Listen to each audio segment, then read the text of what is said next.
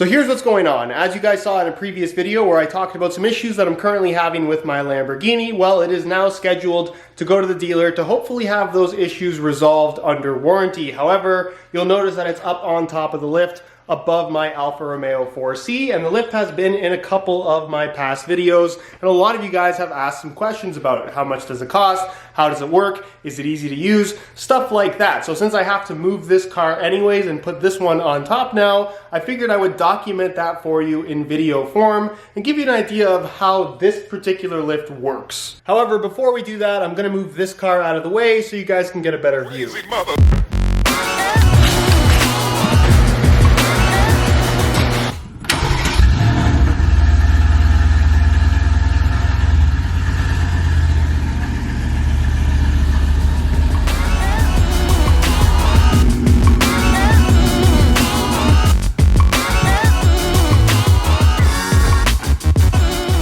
So now you guys have a really good look at the lift, and for those that have been asking, it is a techno lift, at least that's as far as I'm aware, and for those that were wondering how much it costs, I bought this one brand new for 2,800 Canadian, which is a lot less money than I think most people would expect a lift like this to cost. I was honestly expecting it to be a lot more expensive. Fortunately, it's not. What did need to be modified though in order for this lift to work was actually the garage door rails, which as you can see on this side where the AMG GTR was parked, it's a pretty normal garage door setup where you have the motor right there. This thing hangs down pretty low from where the top of the ceiling is. Then you have these rails that are pretty much at equal heights as well. So when it goes up, it kind of fits into those rails. But when you have a lift, if I had it at the same height, you can see where that is proportional to my Lamborghini. Two cars would not fit. So what needed to be done is I actually had to modify the garage door rails. So you can see that these rails, they go right up basically to the very top of the ceiling. They fit as close as possible, and the garage door motor is actually right here off to the side. So it's a little bit of a different setup.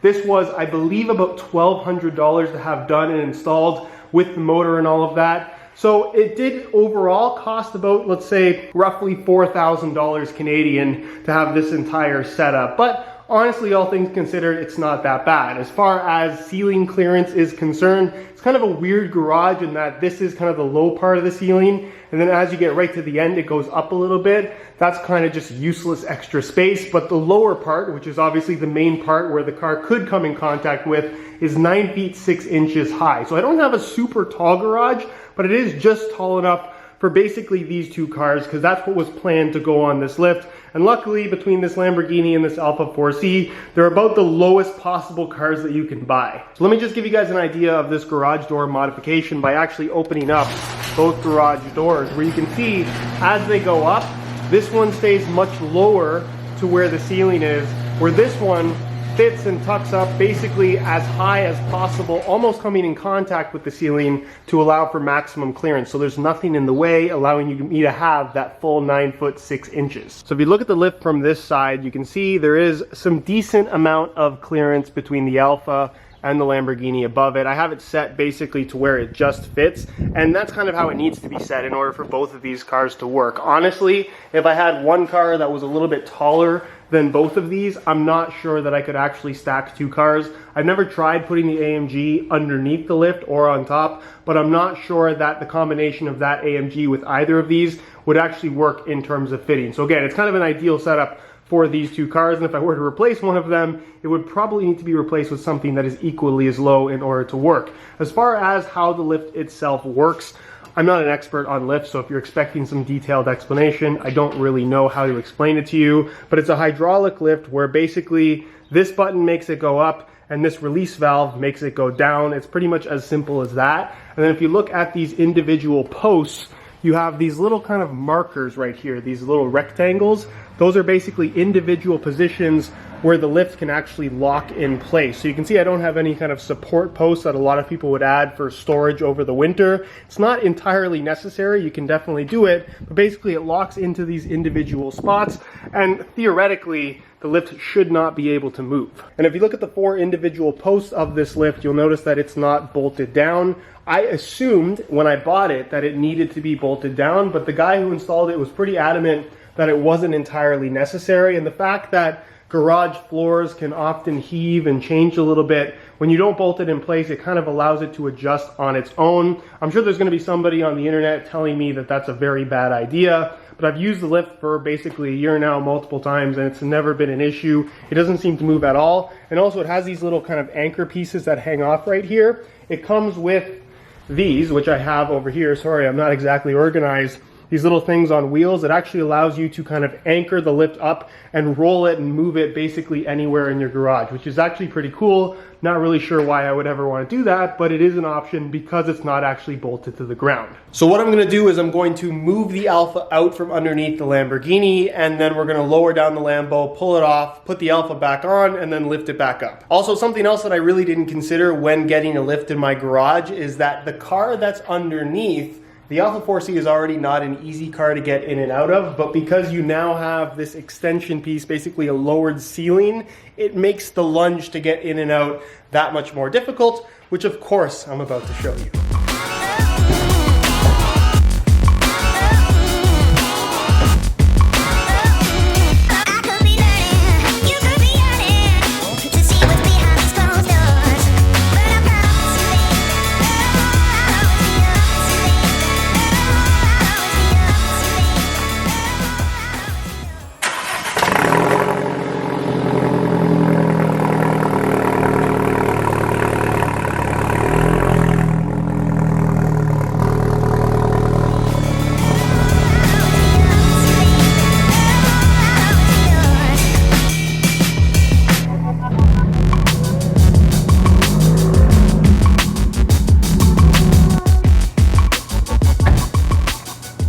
So now with that car out of the way, I figured I'd give you guys a look underneath the lift. Obviously it's made up of these two tracks right here, which of course line up for the wheels. This car is pretty much at the maximum width of what this particular lift can handle. You can get wider ones. I didn't necessarily need one, and I wasn't sure it was going to fit in my garage either. But you can see underneath, the middle part is left completely wide open, but they do include these little trays that you can slide around to catch any kind of leaking fluids. But you can see underneath the Huracan Performante, pretty much everything is covered up, which is kind of cool to see, and it's actually remarkably clean. Either way, that's what's happening underneath. I guess if you did want to use this to work on your car, you do have some limited access to the bottom, but for the most part, it's not really ideal as a shop lift. So basically the way that this works is all your controls are here. Again, this button makes it go up, this button makes it go down, and then this little lever right here is basically your open and close for the locks, which of course line up with those little kind of rectangular pieces inside of the post. Now the way that you have to do this, in order for it to lock in place, you're gonna have to drop it into one of the locks. So I actually have on this post that I can see from the controls, these markers right here. So you can see it's in the locked position, which is basically at this marker right here, but I actually have to lift this up to about here to unlock it before dropping it down. So I'm gonna show it to you in real time so you can get an idea of how fast and or slow the lift is. It's not that slow, but it's certainly not that fast. Either way, here's how it works.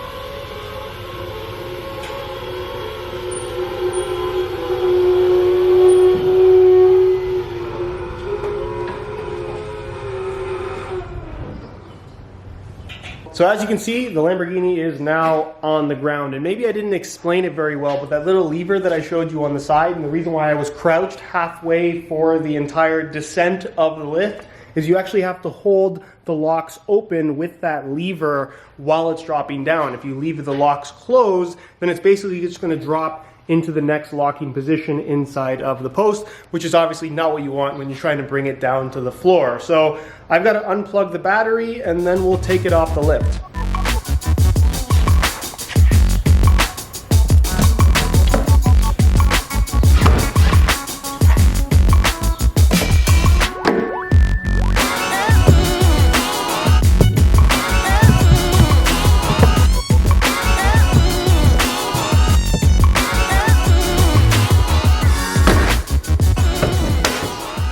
So you can see from the back with the lift all the way down, there is a little bit of a gap right here. So you're obviously not going to just drop the car down this gap. But if you look really closely, there's this little slot on both sides, and that's actually to put in the ramps, which I have over here. I'm going to slide them in just a second, but you can see it is a ramp that has some pretty decent slope to it. Because this car is low, but it does have a front lift, I can just use the front lift and get up and down it, no problem. With the Alpha though, I actually have to use these extra ramps right here that decrease the angle ever so slightly, so I can just get up the slope a little bit easier. Otherwise, it'll actually scrape the front lip on this car, which is a bit of a pain, but hey, it's my fault I made the car so low in the first place. They also include these right here, which are kind of like these stop guards that you can slot in these little spots when the car is up on the lift.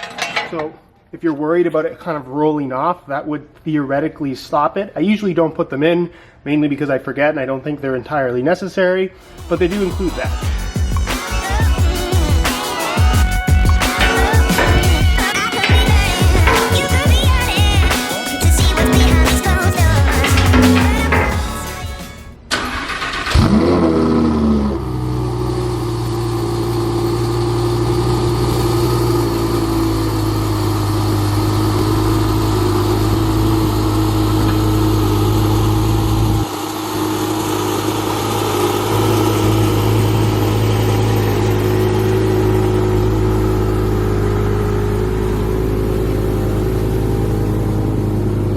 So here's one last look at the lift, completely on the ground with no cars on it. And you can see it's basically just two rails that lift up and down, really not that fancy. So basically what I'm gonna do now is I'm gonna have to put these little ramps here on those extension pieces, and then we're gonna drive the Alpha on here. I would strongly recommend, if you have one of these, that when you're driving it on more so than off, because off it's already lined up, as long as you stay straight, it's not a big deal. But putting it on, it's kind of difficult to see where you're going and if you're perfectly lined up. So have somebody to guide you just to make sure that you're not gonna drive off the side of the rail. So I'm gonna get that done and we'll see how that goes.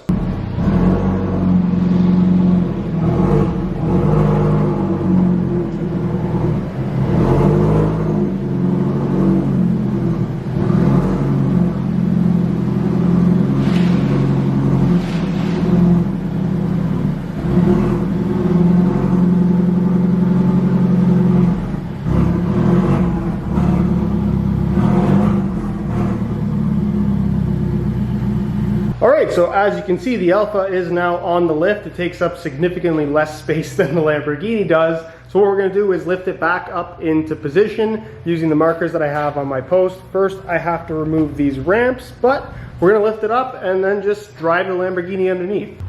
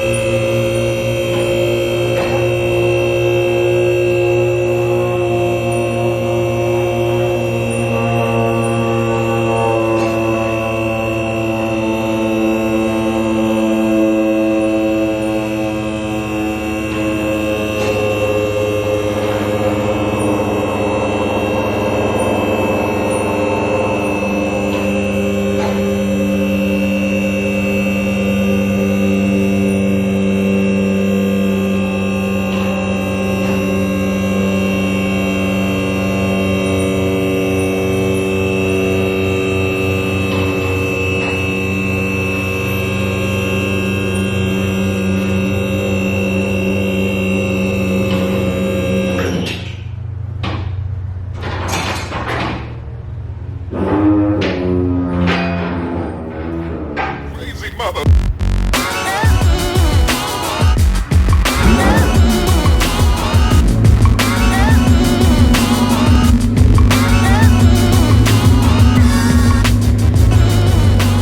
And there you have it, guys. That is the swap. Lamborghini on the bottom, Alfa on top. The lift is remarkably simple to use, I have to say. I was a little bit intimidated when I first got it, but honestly, I can now swap the cars around in basically like 10 to 15 minutes. It took me a little bit longer today because I was recording this video for you guys, but in general, it's not as expensive as I thought it would be, and it's a lot easier to use. Anyways, guys, that's it for this one. Hopefully you found this video interesting and or informative. If you did, be sure to support it with a like. If you're not subscribed to Car Problems already, make sure you hit that subscribe button for weekly videos on all kinds of car-related content. So subscribe if you're not already. If you have any questions regarding the lift or any video suggestions that you guys would like to see, leave it down below in the comment section, and I'll take a look at what you guys have to say. And other than that, guys, thank you so much for watching, and we'll see you in the next one.